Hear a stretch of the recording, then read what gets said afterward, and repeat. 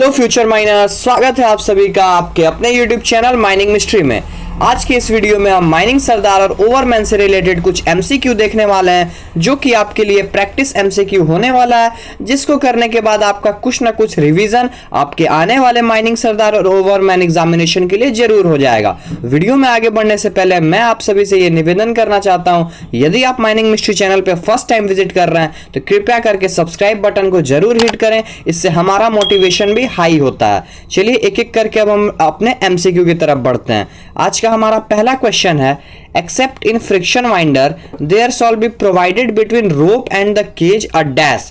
Friction winder को छोड़ के दो तरह का वाइंडिंग सिस्टम माइंस में देखा जाता है, एक फ्रिक्शन वाइंडर और एक क्या होता है, ड्रम वाइंडिंग। ठीक है, ड्रम वाइंडिंग और फ्रिक्शन वाइंडिंग दो तरह का वाइंडिंग होता है। तो फ्रिक्शन वाइंडिंग को छोड़ के यानी कि ड्रम वाइंडिंग में क्या प्रोवाइड कराया जाता है, रोप और केज के बीच में, ये एक तरह का सेफ्टी डिवाइस है। ऑप्शन नंबर ए है डिटैचिंग हुक, जिसको हम लोग सेफ्टी हुक भी बोलते हैं। Option number B detaching bell और plate. Option number C automatically recording speed indicator. Option number D all. Question number 1 का राइट आंसर हो जाएगा ऑप्शन नंबर ए, जिसको हम लोग सेफ्टी हुक या फिर डिटैचिंग हुक बोल सकते हैं।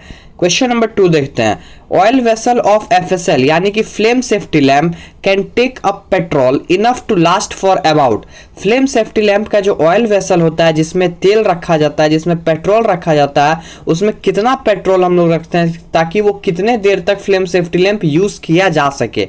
ऑप्शन नंबर ए 2 घंटा, ऑप्शन नंबर बी 4 घंटा, ऑप्शन नंबर सी 8 घंटा, ऑप्शन नंबर डी 10 घंटा। क्वेश्चन नंबर 2 का राइट आंसर हो जाएगा ऑप्शन नंबर डी 10 घंटा। उसमें इतना पेट्रोल अट सकता है कि वो 10 घंटा तक फ्लेम सेफ्टी लैम्प क्या हो सके, जल सके। क्वेश्चन नंबर 3 की तरफ बढ़ते हैं, notice specifying the number of person to ascend या फिर descend in a cage shall be posted at. कितने पर्सन एक बार में केज से जा रहे हैं या फिर आ रहे हैं, इसका नोटिस कहां कहां पोस्ट करके रखा जाता है, मतलब कहां कहां चिपका के रखा जाता है। Option number A top of the shaft में, option number B bottom of the shaft में, ऑप्शन नंबर सी सारे इनसेट में, option number D A B and C यानी ऊपर दिए हुए सारे ऑप्शन, या फिर option number E winding engine room में, या फिर last option option number F all यानी कि इन चारों जगह पे। तो क्वेश्चन नंबर 3 का राइट आंसर हो जाएगा option number D A B and C. Winding engine room में ये नोटिस नहीं चिपकाया रहता है। वाइंडिंग इंजन रूम में कोड ऑफ सिग्नल जो होता है 1 रैप 2 रैप, उसका नोटिस चिपकाया रहता है। ठीक है, तो क्वेश्चन नंबर 3 का राइट आंसर हो जाएगा ऑप्शन नंबर डी। बढ़ते हैं क्वेश्चन नंबर 4 की तरफ। क्वेश्चन नंबर 4 है, explosive van carrying explosive in open cast shall consist of dash fire extinguisher. Explosive van जो ओपन कास्ट में एक्सप्लोसिव को कैरी करते हैं बल्क मात्रा में, उसमें कम से कम कितना फायर एक्सटिंग्विशर हमेशा लगा हुआ होना चाहिए। Option number A 1, option number B 2, option number C 3, option number D 4। Question number 4 का राइट आंसर हो जाएगा ऑप्शन नंबर बी 2। अब आप लोग मुझे कमेंट सेक्शन में ये बताइए कि वो 2 फायर एक्सटिंग्विशर कौन कौन सा टाइप का है। सोडा फायर एक्सटिंग्विशर है, CO2 एक्सटिंग्विशर है, किस टाइप का फायर एक्सटिंग्विशर लगा के रखते हैं हम लोग एक्सप्लोसिव वैन में। इस पे मैंने पहले भी डिस्कस कर दिया, तो मैं ये आशा कर सकता हूँ कि आप सभी को इसका आंसर पता होगा। क्वेश्चन नंबर 5 देखते हैं। क्वेश्चन नंबर 5 है, which of this factor not affect stripping ratio. 3 option मैंने दिया है, तीनों ऑप्शन में से कौन सा ऐसा फैक्टर है जो स्ट्रिपिंग रेशियो यानी कि जो ओपन कास्ट में स्ट्रिपिंग रेशियो होता है उसको अफेक्ट नहीं करता है। Option number A thickness of OB कितना है, इससे कोई इफेक्ट नहीं पड़ता है स्ट्रिपिंग रेशियो को। Option number B sale value of ore, आप ओर को बेच कितने में रहे हो, इससे कोई इफेक्ट नहीं पड़ता है। ऑप्शन नंबर सी उस ओर का डेंसिटी कितना है, इससे कोई इफेक्ट नहीं पड़ता है। या फिर ऑप्शन नंबर डी नन, मतलब तीनों से इफेक्ट पड़ता है। क्वेश्चन नंबर 5 का राइट आंसर हो जाएगा ऑप्शन नंबर डी। ऊपर दिए गए तीनों स्टेटमेंट से इफेक्ट होता है स्ट्रिपिंग रेशियो को। बढ़ते हैं क्वेश्चन नंबर 6 की तरफ। क्वेश्चन नंबर 6 है हमारा, dash shall at the beginning of his shift see that keeps are in proper working order. ये ड्यूटीज एंड रिस्पॉन्सिबिलिटी से रिलेटेड क्वेश्चन है, जो आपका रेगुलेशन नंबर 37 से रेगुलेशन नंबर 63 के बीच का है। किसका ये ड्यूटी है कि वो अपने शिफ्ट के स्टार्टिंग में किप्स का प्रॉपर वर्किंग चेक करेगा कि किप्स जो है वो सही ऑर्डर में, सही वर्किंग ऑर्डर में काम हो रहा है कि नहीं। जिनको किप्स के बारे में नहीं पता है मैं बता दूं, टॉप मोस्ट लैंडिंग में केज जिस पे रेस्ट करता है उसको हम लोग केप्स बोलते हैं, ठीक है। तो ये किसका ड्यूटी है देखना at the beginning of a shift.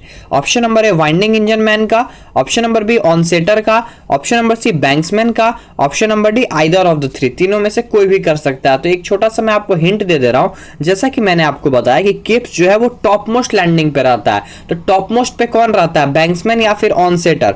बैंक्समैन रहता है, तो ऑन सेटर की ये ड्यूटी होगी नहीं। तो क्वेश्चन नंबर 6 का राइट आंसर हो जाएगा ऑप्शन नंबर सी बैंक्समैन, ठीक है। ये बैंक्समैन इंश्योर करता है। क्वेश्चन नंबर 7 देखते हैं। Dash shall ensure that sample of mine roadway dust are regularly taken. Mines का जो रोडवे होता है उसका डस्ट का सैंपल रेगुलरली लिया जा रहा है कि नहीं, इसका इंश्योरिटी कौन करेगा? Option number A ventilation officer, option number B manager, option number C safety officer, option number D owner. Question number 7 का राइट आंसर हो जाएगा option number A ventilation officer. इसका रेफरेंस आप regulation number 46 duties and responsibility of ventilation officer से ले सकते हैं। Question number 8 देखते हैं। Along with the notice of opening which of this things is not mentioned, या फिर कौन सा चीज नोटिस ऑफ ओपनिंग के साथ हम लोग नहीं भेजते हैं? CIM और RIM को एक कॉपी, DM और IBM को। क्वेश्चन नंबर ऑप्शन नंबर ए है ओपनिंग ऑफ माइंस, मतलब माइंस का जो भी ओपनिंग है जहां से उसका एंट्रांस है, या फिर समझ लीजिए साफ्ट इंक्लाइन, ये सब। Option number B revenue pillar, option number C adjacent mines का बाउंड्री यानी कि पड़ोसी माइंस का बाउंड्री, या फिर ऑप्शन नंबर डी नम तीनों चीज को दिखाया जाता है। क्वेश्चन नंबर 8 का राइट आंसर हो जाएगा option number C boundary of adjacent mines, ठीक है। पड़ोसी माइंस का बाउंड्री को नोटिस ऑफ ओपनिंग जो भेजा जाता है उसमें नहीं दिखाया जाता है। क्वेश्चन नंबर 9 देखते हैं। According to regulation 8 notice send to authority about which type of accident. Regulation 8 के तहत जो हम लोग एक्सीडेंट का नोटिस CIM को, RIM को, DM को, और अगर इलेक्ट्रिकल से हुआ है तो इंस्पेक्टर ऑफ माइंस इलेक्ट्रिकल को, और CAPC को जो नोटिस भेजते हैं वो किस टाइप के एक्सीडेंट के बारे में यानी कि रिलेटेड होता है? Option number a serious bodily injury हो तब भेजते हैं रेगुलेशन 8 के तहत नोटिस। ऑप्शन नंबर बी अगर कोई ऐसा एक्सीडेंट जिसमें किसी का जान हानि हुआ हो वैसे एक्सीडेंट में भेजते हैं। ऑप्शन नंबर सी अगर कोई डेंजरस अकरेंस हुआ है उससे रिलेटेड भेजते हैं, या फिर option number D all. Question number 9 का राइट आंसर हो जाएगा ऑप्शन नंबर डी ऑल। तीनों केस में हम लोग भेजते हैं, माइनर इंजरी होता है तब नहीं भेजते हैं।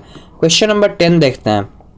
Submission of application is related to which regulation. ये डायरेक्ट टाइटल से मैंने क्वेश्चन रखा है क्योंकि हर एग्जाम में 1 से 2 क्वेश्चन डायरेक्ट टाइटल से आपसे पूछा जाता है। तो सबमिशन ऑफ एप्लीकेशन किस रेगुलेशन से रिलेटेड है? CMR 2017 का। Option number A 11, option number B 12, option number C 13, option number D 14। Question number 10 का राइट आंसर हो जाएगा option number C regulation number 13, ठीक है। रेगुलेशन नंबर 13 में क्या है? Submission of application.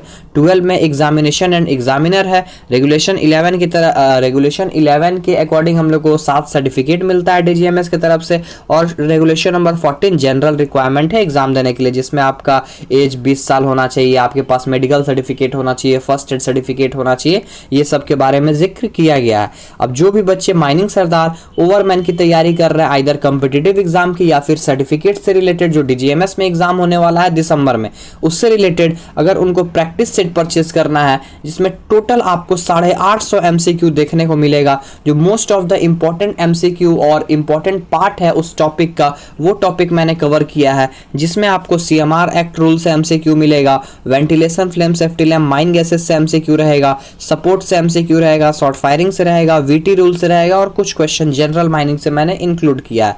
Total 850 MCQ आपको इस प्रैक्टिस सेट में मिल जाएगा। इसको परचेस करने के लिए आप स्क्रीन पे दिए गए नंबर 9122105819 पे व्हाट्सएप मैसेज करके इस PDF को परचेस कर सकते हैं। मेरा रिकमेंडेशन है कि ये PDF आपको बहुत ज़्यादा हेल्प देगा ये पता करने में कि आपका तैयारी किस लेवल पे जा रहा है। चलिए बढ़ते हैं, लेना ना लेना आपका कॉल है। बढ़ते हैं नेक्स्ट क्वेश्चन की तरफ। क्वेश्चन नंबर 11 है, in case of below ground deployment of women solve in group of. Below ground के केस में वुमेन का डिप्लॉयमेंट कितने के ग्रुप में होता है? कम से कम। Option number A not more than 3 से ज़्यादा नहीं होना चाहिए। ऑप्शन नंबर बी 4 से ज़्यादा नहीं होना चाहिए एक ग्रुप में, 3 से कम नहीं होना चाहिए, या फिर जितना मैनेजर बोले। मैनेजर अगर बोलेगा कि एक ही वुमेन चलेगी मेरे साथ तो बस वही जाएगी, ऐसा है नियम।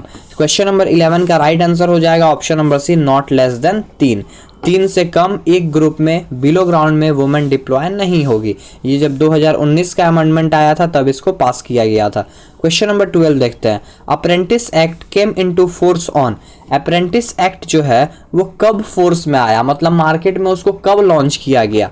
Option number A 1961, option number B 2001, option number C 1951, option number D 1971। Question number 12 का राइट आंसर हो जाएगा ऑप्शन नंबर ए 1961। ठीक है, अप्रेंटिस एक्ट लाया गया था। क्वेश्चन नंबर 13 देखते हैं। Dash of every mine shall be responsible for any financial provision according to mines act 1952।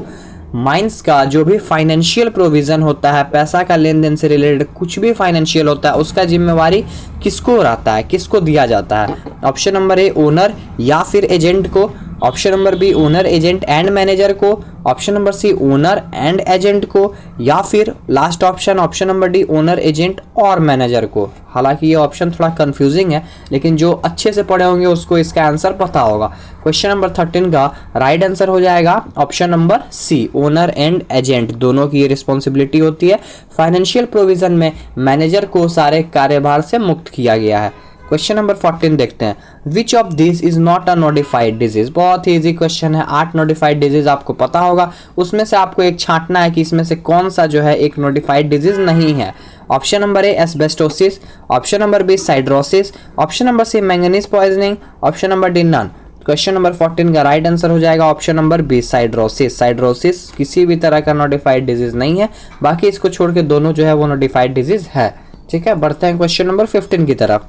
Question number 15 है CIM में for reason to be recorded in writing permit to spread over to extend daily hour of working to. अब जैसा कि आपको पता है कि एक सप्ताह में 6 दिन से ज़्यादा वर्किंग कोई नहीं कर सकता है, उसी तरह क्वेश्चन नंबर 15 से ये रिलेटेड है कि CIM के परमिशन से कोई स्पेशल कंडीशन में या फिर कोई इमरजेंसी में जो ऑर्डर स्पेसिफाई करे CIM और रिटर्न में परमिशन दे, उससे रिलेटेड एक दिन में मैक्सिमम एक इंसान कितना घंटा काम कर सकता है। Option number A not more than 8 hour, option number B not more than 10 hours, option number C not more than 12 hour, या फिर option number D not more than 14 hours. Question number 15 का राइट आंसर हो जाएगा option number D not more than 14 hours. ठीक है, CIM के permission से 14 घंटा से ज़्यादा वो काम नहीं कर सकता इन केस ऑफ इमरजेंसी, और जिसमें वो स्पेसिफाई करके ऑर्डर देते हो। क्वेश्चन नंबर 16 देखते हैं। विच of this working is temporarily inaccessible but can be worked again. इसमें से कौन सा ऐसा वर्किंग है जो अभी तो टेम्पररली इनएक्सेसिबल है, मतलब वहां पे कोई पर्सन आना जाना नहीं कर सकता है, लेकिन फिर से उसमें वर्किंग चालू किया जा सकता है। ऐसे वर्किंग को हम लोग क्या बोलते हैं। Option number A abundant working, option number B discontinued working, option number C disused working, या फिर option number D unused working.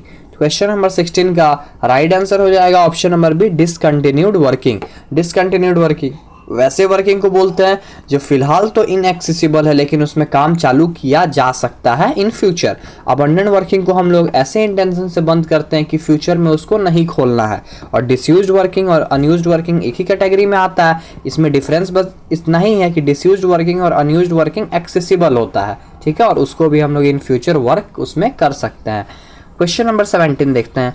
If a mine consist of multiple engineer who will distribute parts of mine to different engineer, मतलब अगर एक mines में एक से ज़्यादा engineer हैं तो उसका कार्यभार कौन बांटेगा कि इस पार्ट में वर्क आपका है, इस पार्ट का वर्क आपका है। कोई ऑप्शन नंबर ए है ओनर, ऑप्शन नंबर बी है RIM, ऑप्शन नंबर सी है मैनेजर, ऑप्शन नंबर डी है सेफ्टी ऑफिसर। क्वेश्चन नंबर 17 का राइट आंसर हो जाएगा ऑप्शन नंबर सी मैनेजर। इसका रेफरेंस आप रेगुलेशन नंबर 32 से अपॉइंटमेंट ऑफ इंजीनियर से ले सकते हैं। क्वेश्चन नंबर 18 देखते हैं। Who is the new chairman of Coal India limited. ये एक न्यू चेयरमैन नहीं, अभी तो 1-1.5 महीना आई थिंक हो गया होगा। चेयरमैन का कोल इंडिया लिमिटेड का न्यू चेयरमैन कौन है। Option number A Prabhat Kumar, option number B Prahlad Joshi, option number C PM Prasad, option number D Pramod Agrawal. Question number 18 का राइट आंसर हो जाएगा option number C PM Prasad, जो पहले क्या थे CCL के CMD थे। और PM प्रसाद के पहले कौन था, प्रमोद अग्रवाल जो थे वो चेयरमैन थे कोल इंडिया लिमिटेड के। क्वेश्चन नंबर 19 देखते हैं। At the time of formation of CIL total number of subsidiary were. CIL जब फॉर्मेशन हुआ था CIL का यानी 1975 में, उस टाइम CIL के पास टोटल कितने सब्सिडियरी थे। Option number A 3, option number B 5, option number C 6, option number D 4। Question number 19 का राइट आंसर है ऑप्शन नंबर बी 5। टोटल उस टाइम 5 सब्सिडरी थे, कौन कौन सा? पहला CCL, दूसरा BCCL, तीसरा WCL, चौथा ECL और पांचवा CMPDIL। ठीक है, ये 5 सब्सिडरी थे। इसके बाद कौन कौन सा नया आया? आपका SECL, NCL और MCL। ठीक है, बढ़ते हैं क्वेश्चन नंबर 20 की तरफ। क्वेश्चन नंबर 20 है newest subsidiary of Coal India limited. सबसे नया सब्सिडरी अभी जो फॉर्मेशन हुआ है कोल इंडिया लिमिटेड का, वो कौन सा है? Option number A NCL, option number B SECL, option number C SCCL या फिर option number D MCL। Question number 20 का राइट आंसर हो जाएगा ऑप्शन नंबर डी MCL, जिसका फॉर्मेशन 1992 में हुआ है। ठीक है, आशा करता हूं कि ये 20 क्वेश्चन से आपको कुछ ना कुछ हेल्प मिला होगा। हेल्प नहीं मिला तो आपका रिवीजन तो फॉर श्योर हुआ होगा अगर आप लास्ट तक इस वीडियो को देखे हैं तो। मिलते हैं अपने नेक्स्ट वीडियो में। आप ऐसे ही अपना सपोर्ट माइनिंग मिस्ट्री चैनल पे बनाए रखें। नेक्स्ट टॉपिक और नेक्स्ट MCQ सेशन के साथ हम लोग मिलते हैं नेक्स्ट वीडियो में। टिल देन, जय हिंद, जय भारत, टेक केयर। वीडियो में बने रहने के लिए आप सभी का बहुत बहुत धन्यवाद। ऐसे ही माइनिंग मिस्ट्री चैनल पे अपना सपोर्ट बनाए रखें और माइनिंग इंडस्ट्री के लेटेस्ट न्यूज़ और डेवलपमेंट से अप टू डेटेड रहने के लिए आप हमारे चैनल को सब्सक्राइब करें और बेल आइकन को जरूर प्रेस करें ताकि आपसे कभी भी कोई भी अपडेट मिस ना हो पाए।